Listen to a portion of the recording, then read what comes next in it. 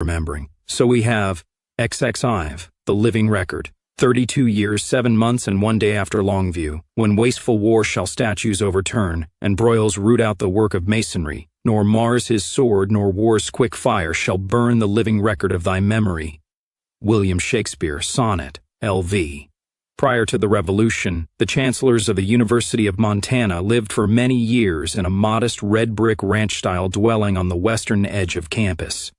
Jason and Jenny Stockdale had brought that tradition to an end, not out of any desire for ostentation, but because their family of 8 children had become too large for the old official residence. Some years before, Stockdale had transferred his and Jenny's growing brood to a large colonnaded 2-story home on 5th Street, his own property, and bought without any university money with an interest-free NVA Veterans Home Loan. Their new house had a huge yard, many bedrooms, and there was Tool Park nearby for the children to run and play in. Stockdale then split the old Chancellor's residence into a double house, and now it was used as quarters for financially strapped married students on scholarships. It was a sunny spring morning in May. Jenny Stockdale was 51 years old now, but looked not a day over 40. The strands of silver in the honey brown of her hair seemed to sparkle rather than age her. She was clearing the table of the detritus from the huge breakfast she customarily served every day for her husband, the 2 children who remained at home, and frequent overnight guests, which included Stockdale. Children and grandchildren, as well as visitors on university business, and old comrades from both wars.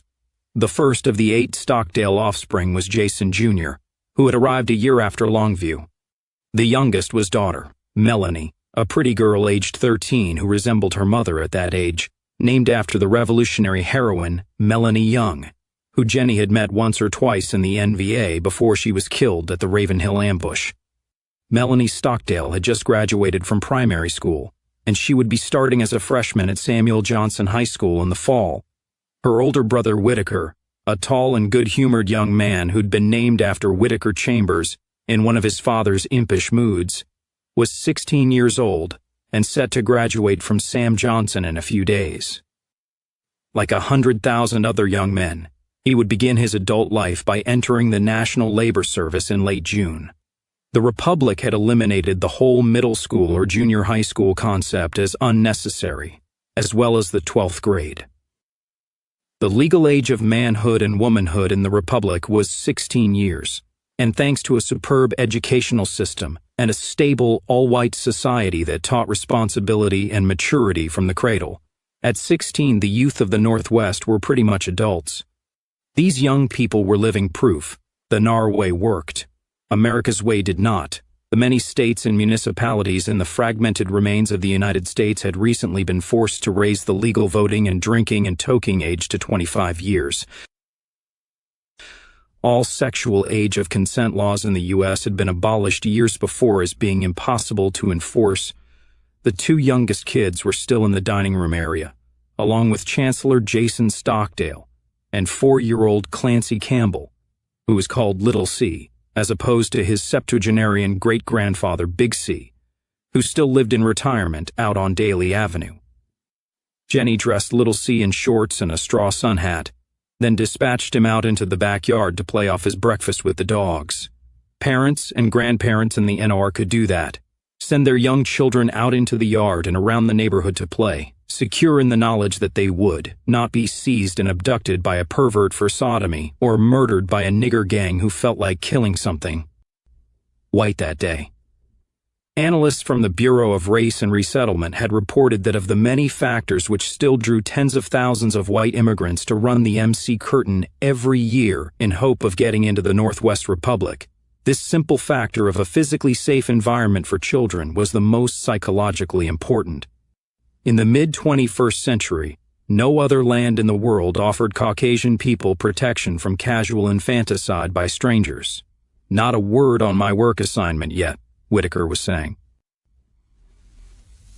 The NLS tries to keep young people close to home unless they volunteer for a station assignment elsewhere, said Jason, still reading his morning newspaper, which was another thing the Republic had which no one else did anymore. The last physical newspaper in the United States had vanished 10 years before, and the last one in Europe only a year ago. consistent with the needs of the service and the national economy, of course. Some youngsters want to leave home at 16, and some don't. You can choose to live in the barracks even if you stay in Missoula, you know. Of course, it cuts both ways. Some parents want to boot their 16-year-olds out the door. "I'll stick around here if it's okay with you," said Whit with a smile. "How much will you rent me my room for?" "Yes, with that first paycheck comes responsibility," agreed Jason judiciously. What do you think his room is worth, Jan? 50 Cs a month?" "Don't be silly," said Jenny briskly, coming in from the kitchen, out the back door of which she had just shooed little Clancy.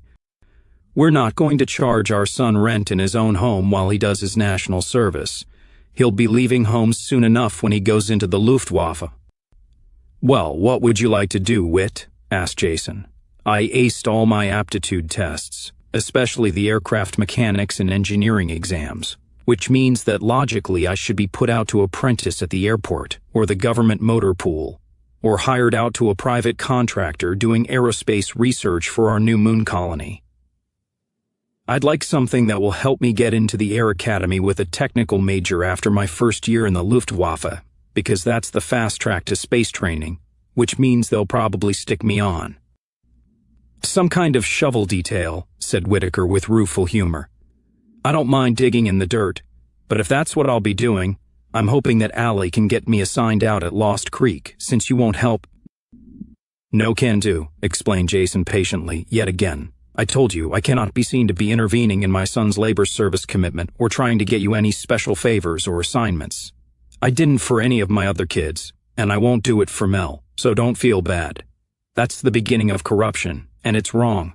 Not to mention that NVA veteran or not, in my position as University Chancellor, if the party got wind of it, I'd have the Control Commission on my neck. Senior party people have to be above suspicion like Caesar's wife." "Allie says she's willing to have a word with the district administrator, and she's a party member," Whit told him. "Yes, well, nobody's going to say anything to Allura, since if it weren't for her mother, none of us would be here, and the entire nation owes her one big favor, but it's still the thin edge of the wedge," grumbled Jason, frowning. Like most older people grown ever more conservative, as the years went by, he had his doubts about the younger generation, and was seriously concerned they would end up screwing the pooch. There was little reason for this view in the Republic. The Northwest was raising a new generation of white men and women, of a kind that had not been seen on the planet for 200 years, but aging revolutionary vets who remembered the bad old days were never quite convinced they would never come again, and so they were still prone to paranoia. "I didn't know you were interested in archaeology, Whit," said Jenny. "Well, not so much, but it would be a lot more interesting and fun than driving a garbage truck or planting seedlings 100 miles out in the woods someplace," said her son. "That's what the labor service is for," his father reminded him.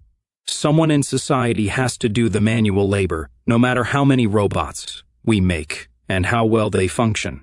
There will always be jobs that can only be done by a man with a pick and a shovel and a strong back. Under Zog, they brought in millions of Mexicans and other third-worlders to do the work that white people, especially white males, had become too weak and lazy and unfocused to do. One of the things that nearly destroyed our race in those days was our unwillingness to get our hands dirty, literally.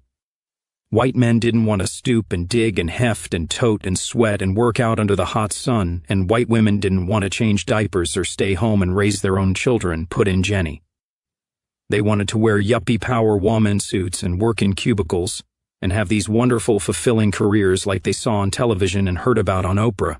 So Americans farmed both tasks out to mud people, letting in more and more of them until they almost drowned us." "What's a yuppie?" asked Whittaker. "What's an Oprah?" asked Melanie. "Nothing important," Jenny told them. "Just some silly words for silly people from a very sick and silly time." "Why would any woman not want to care for her own children?" asked Melanie curiously. "I just can't imagine that. It wasn't just that they didn't want to care for the children, they didn't want to bring them into the world at all," Jenny told her. "But if nobody has any babies, then how will the human race go on existing?" asked Melanie. "I mean us, of course, not niggers and gooks. How could any race of people want their own kind to die out?" asked Whit in puzzlement. "I never did get that." "Okay, yeah, we got history and moral philosophy classes at Sam Johnson. You have to in order to graduate, so I know all the standard explanations. but I still can't wrap my mind around what it must have been like actually to live on a daily basis in a society where your own people wanted you dead and wanted to die themselves and hand over the world to monkeys. How could anyone hate themselves that bad? It's insane. You got it, son, agreed his father. It was just that, literally insane. They were cuckoo for Cocoa Puffs. What's a Cocoa Puff? Asked Melanie. Just another word from the dark time, now meaningless, said Jason. Yeah, Dad, you always say that, and you never explain what those words did mean, complained his daughter. You guys remember those days. You could probably do a lot better teaching the H&MP course than Mr. Ballard. Not necessarily, said Jason. Paul Ballard was too young for the NVA, but I happen to know he had a sterling combat record during the 7 weeks. He's a first-class citizen and a party member, and I consider him eminently qualified to teach H&MP. But he doesn't actually remember anything before the revolution himself. He was 3 years old on the day Coeur d'Alene went up. I know you guys don't like to talk about it, but why not? Persisted Whittaker. You talk about the dark time like it was ancient history, and I suppose since it all happened before Mel and me were born, to us it is ancient history, but we're talking less than 40 years since the 16 days in Coeur d'Alene. How can you explain an entire race of people deciding that it not only deserved to die, but bringing in whole other races of savages to kill them, and then worshipping their own destroyers like gods? At least that sounds like what happened, from what I learned in school and what I've read for myself. Not a bad description of it, agreed Jason with a nod. Is it? Asked Whittaker. I wouldn't know, but you guys would. You actually saw it happen. Mr. Ballard didn't. We don't talk much about the dark time because nothing we could say about it is very nice, explained Jenny. We always took the same attitude with you two kids that we took with your brothers and sisters, and that was that your father and I spent our own youth doing horrible things, so that you would never have to understand why we did them. You know the old saying about those who can't remember the mistakes of the past being doomed to repeat them? Asked Whittaker. Yes, dear, but today we have created a whole new society specifically designed to avoid repeating those mistakes, so you won't have to worry about it, replied Jenny. You might say we've tried to build an idiot-proofed society, said Jason.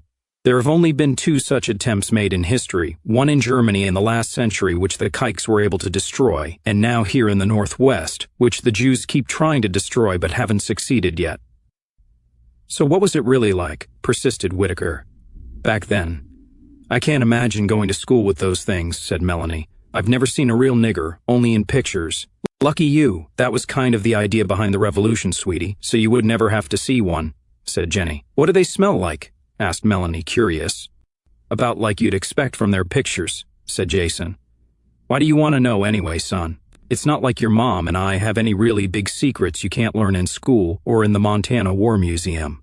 What do you think we've left out? All your lives you've seen your mother and me in our uniforms and marching with the old fighters in the parade every Independence Day. You know we were volunteers, and then we were in the Battle of Portland.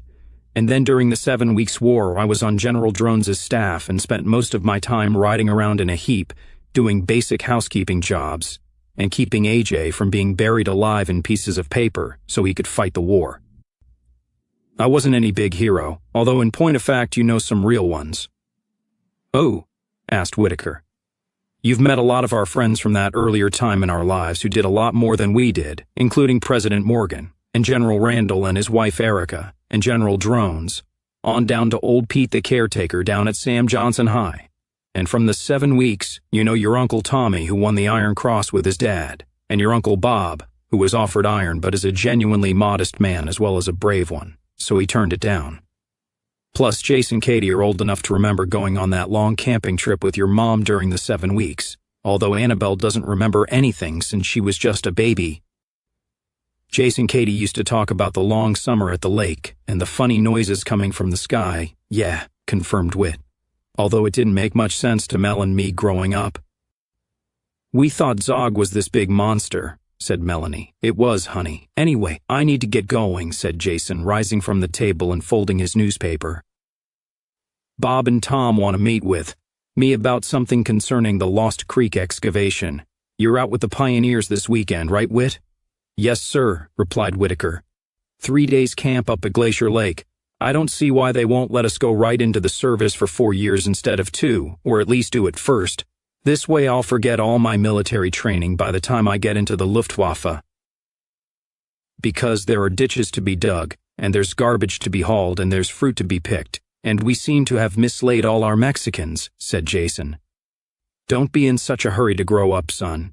You've got 4 years of service ahead of you, and then the world will be your oyster.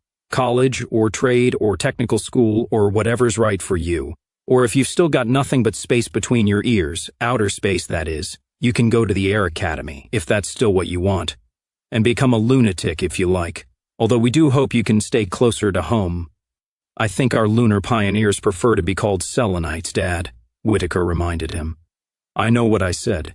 Anybody who wants to live for years on end in an air-conditioned coffin has got a few screws loose, and besides, your mother and I want to try to get every one of you back here every Christmas if possible.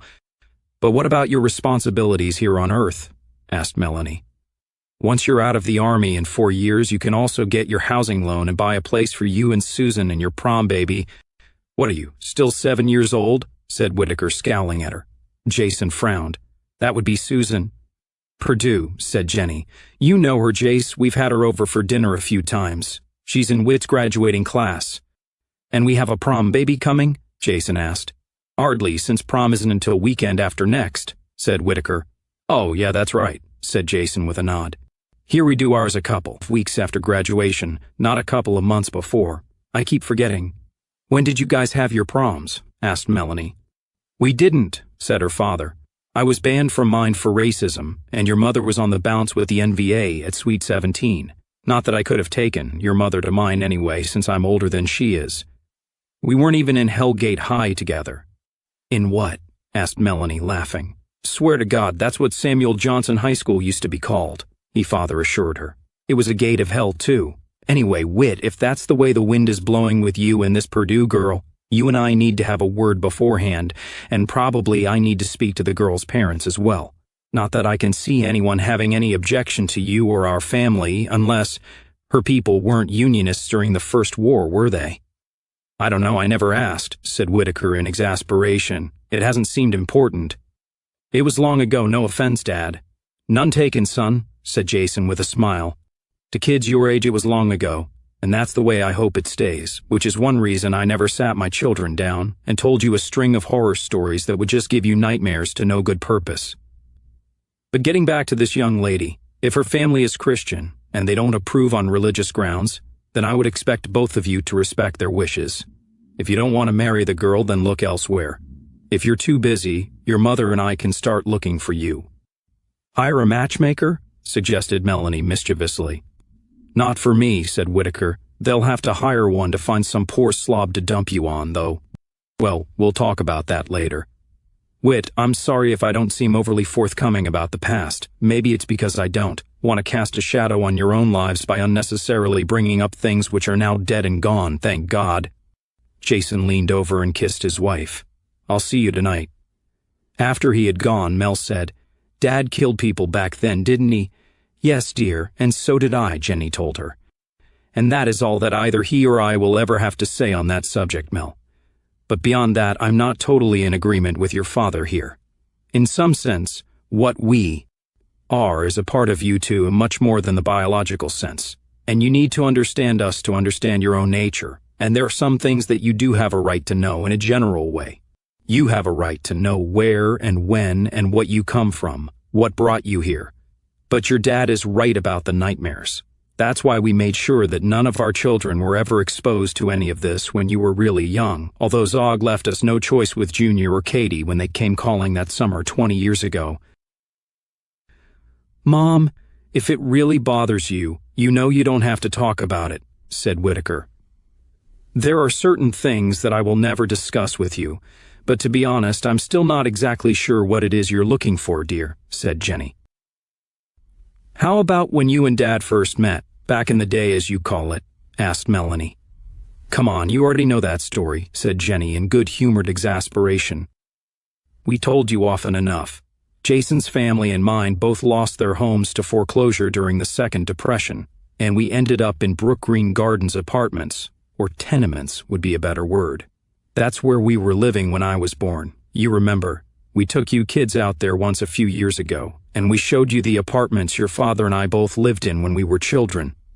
I remember they were full of Russians and Afrikaners when we visited that day," said Whit. "Yes, after the revolution the government turned them into new immigrant housing, and believe me, they're a lot nicer place now than they were back then," said Jenny. "In those days there were two kinds of tenants who lived there, dispossessed white people like us and illegal Mexicans, and both groups were jammed like sardines into a few ticky-tacky fire trap rooms. There was a lot of crime and violence and drugs and break-ins because the Mexicans preyed on us like we were livestock. The police used to come through on sweeps, searching all the white people's apartments for party literature and guns, which were illegal under the Schumer Act, but they never bothered the Beaners. The place was run by a residence council, which in turn reported to the Missoula Human Relations Commission, and that was run by liberals and Jews from the university, so we didn't have much say in our lives. If a white family was evicted for so-called antisocial behavior, meaning anything racial, then you were blacklisted. Even if you were lucky enough to have a job, no one else in town would rent to you for fear of the media and the HRC. So the next step down was a hobo jungle under a highway underpass somewhere. Or if it was winter, the family had to load up whatever motor vehicle they had and head south for California or Arizona, where at least they wouldn't freeze to death. A lot of those people never came back. Anyway, she went on, through luck or bribery or finagling, a number of white families managed to get housed together on the same street in the complex, and there was a little playground there where it was more or less safe for the children to play in during the daytime, so long as we stayed in groups and we had adults to watch us. Your father first saw me when he was 12 and I was 3. My own father had gotten hold of an old panel truck, and he was running an off-the-books moving and hauling service. "Off what books?" asked Whittaker. "I mean, the business was technically illegal. No business license, no sales tax records, no withholding tax records, no medical contributions, no government safety inspections, so forth and so on.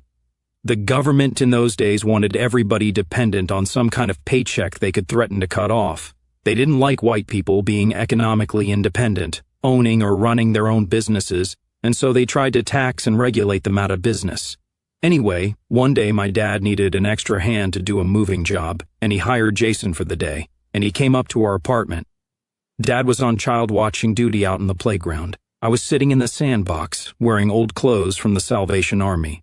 I was eating a plastic bowl of god-awful microwave spaghetti my mother had gotten from a food bank, with a plastic spoon, and according to Jason I had red goo all over my face.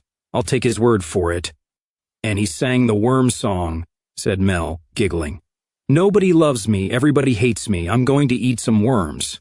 Big fat juicy ones, long thin skinny ones, chomp them while they squirm. Nobody loves me, everybody hates me, I'm going to eat some worms. First one's easy, goes down greasy, second one sticks to my tongue."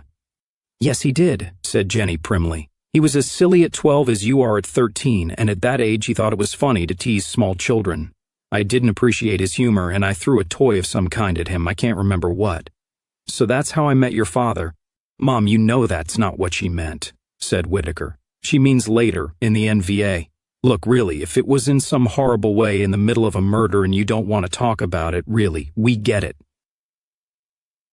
"No, although you didn't really meet people as such in the volunteers," said Jenny. "We both had code names, several apiece, it just happened that we knew who each other was.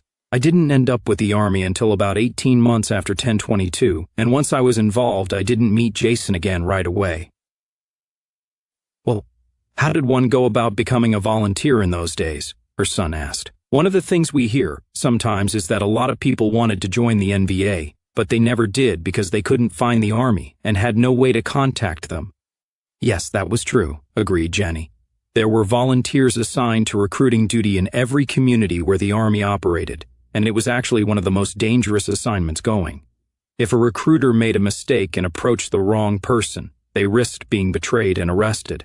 I had a cousin, Jared Wardlaw, who was about my age back then, and he was a volunteer. To tell the truth, I can't remember how he got involved himself, but he was. One of my uncles had died and left my mother enough of an inheritance, so we were finally able to get out of Brook Green Gardens and rent a proper house, the one on Connell Avenue where your grandparents used to live, remember? That's where we were on 10/22. That's where we met the Myers family and I started babysitting Georgia. Her mother was a patronizing liberal bitch who made a big deal out of paying me above the going rate to show her noblesse oblige, but money was money in those days.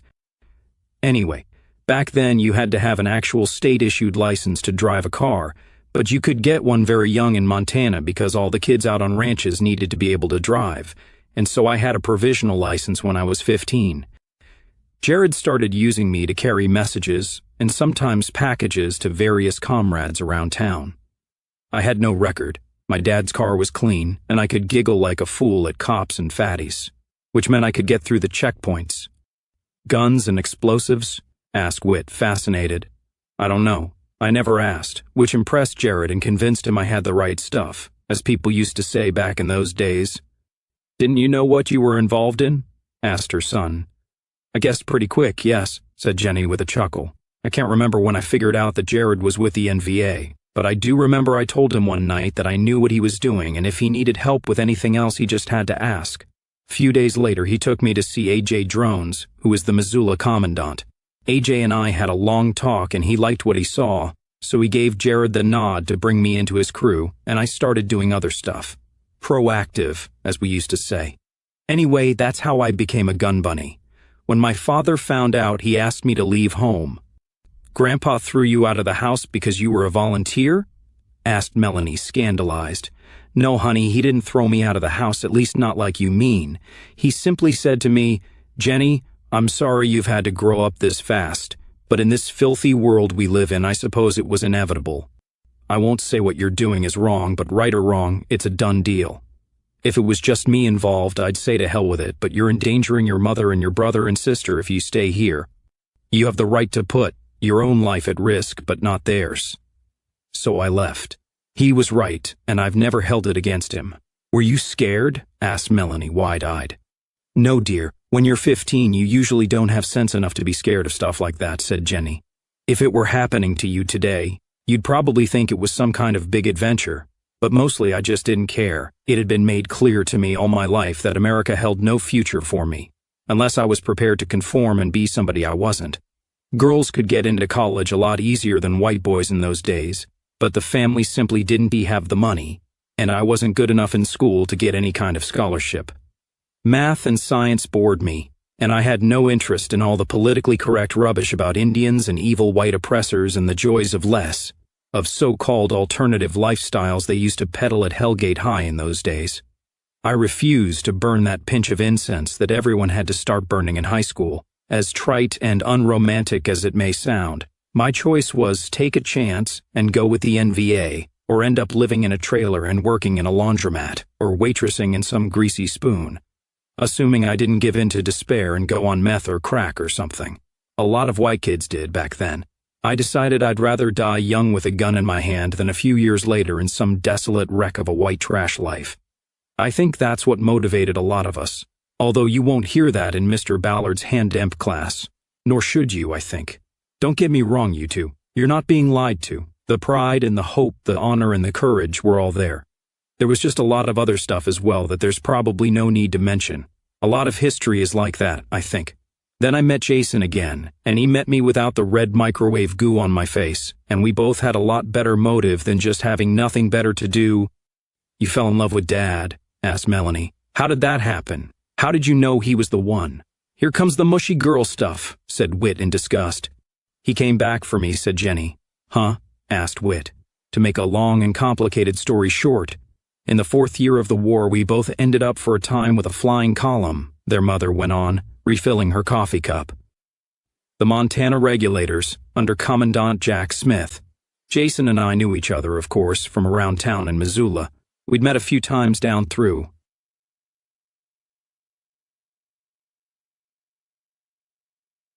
the years, but because of the differences, I'd had a boyfriend for a while with the Missoula Brigade, but he was arrested and murdered by the FBI, and I'd decided getting involved with a fellow volunteer wasn't a good emotional investment. The way things worked out, Jason and I didn't really have much to do with each other NVA-wise in the Regulators. We were always scattered across a couple of 100 square miles so the Americans couldn't catch us all in one fell swoop. We generally moved and hit in groups of about 15 or 20 people, and we only all came together for really big operations.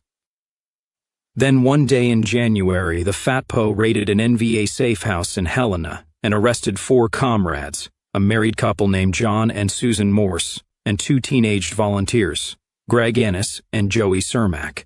They were taken to the FATPO barracks on 11th Avenue in Helena, what used to be the Montana State Law Enforcement Training Academy. The Fatties had taken it over as their headquarters. Commandant Smith heard about it, and he decided we'd go in and rescue them. Whit stared at his mother.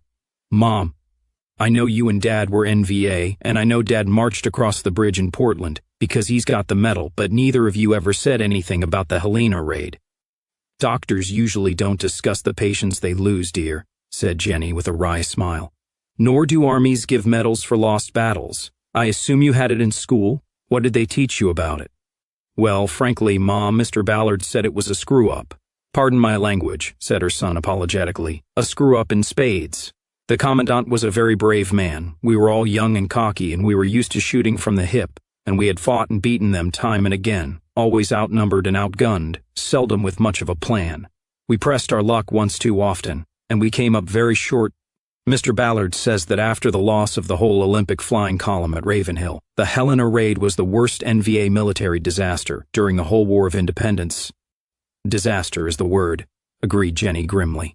"Anyway, I won't spin this out until supper time tonight. We assembled about 50 volunteers, and we went into Helena on the night of January 20th, in 6 vehicles, including 2 trucks.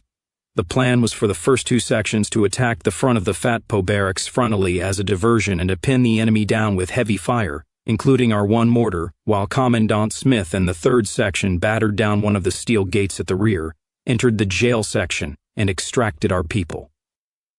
Things were against us from the start. For one thing, although we didn't know it, all 4 of our comrades were already dead, and so the whole operation was pointless from the start. It was a dark night, about 6 degrees above zero, so cold the actions on a lot of our weapons froze up, and we had to wear gloves so the skin of our hands wouldn't stick to the metal, except some of us forgot to bring gloves. Snow began to fall heavily as we drove in on Highway 15, 0 visibility. On top of that, someone along the way saw us going by, somehow recognized who we were, and called it into the FATPOs. We never did find out who, but they had time to prepare. We never made it into position to begin the attack. The Fats were waiting for us, and they ambushed us on North Main Street, all clumped together. Most of the volunteers were killed in their vehicles, riddled with bullets in 30 seconds. I made it out into the snow, and so did Jason and a few others.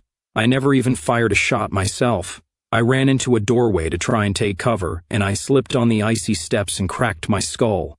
By the time I came to, a couple of niggers in body armor had cuffed my hands and legs with plastic ties and were dragging me down a side street. They handed me over to some local cops who threw me in the back of a squad car. Now, what you have to understand, kids, is that in the context of that time and place, my life was over. At that point, all I had to look forward to was most likely torture, rape, and murder in some federal holding facility, or at best, a lifetime in prison. Congress had already passed a law stating that no one arrested for NVA activity was ever to be released from custody. Arrested, mind you, not convicted, although that didn't really matter since they weren't even bothering with trials anymore. There I was, 17 years old, and I was over. I sat there in the back of that car, listening to the sirens and occasional spurts of gunfire still going on somewhere out there in the falling snow, and I knew. There was no regret, just an overpowering despair and sadness that I can't even begin to describe to you and won't even try. This was the end. From now on, there was only horror and pain and blackness. I think that's probably the worst part of a Zog arrest, the first few moments when you're sitting in the back of the squad car in cuffs and you can see the world going by the window outside as they take you to your first cell. You can see the people and the trees and grass and stores and the world that you are no longer part of and never will be, that you will never have anything to do with anymore. In my case, it was just snow in the headlights, but already I felt cut off from everything. My heart was still beating and I was still breathing, but I was dead, a ghost. I know this doesn't make any sense to you. She broke off for a moment, breathed deeply, and blinked back a tear. The 2 cops or sheriff's deputies were standing outside and I was all alone in the back. I don't know for how long. 5 minutes, 10, half an hour? I remember wondering why they didn't sit in the car with the heater on, but I guess they were under orders to stay at the ready. Then I heard muffled shots and saw several muzzle flashes in the snow outside. The car door opened, and your father reached in and yanked me out. The 2 cops were lying in the snow spurting blood. I remember how bright red it was under the streetlight. He asked me if I could run. I said no, my legs were cuffed. He had a knife and he cut the plastic ties and then he said, "Now run.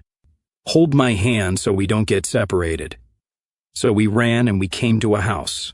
We kicked in the door and utterly terrorized a man and his wife inside, made them give us the keys to his pickup truck, and Jason smashed through a roadblock and managed to get us out.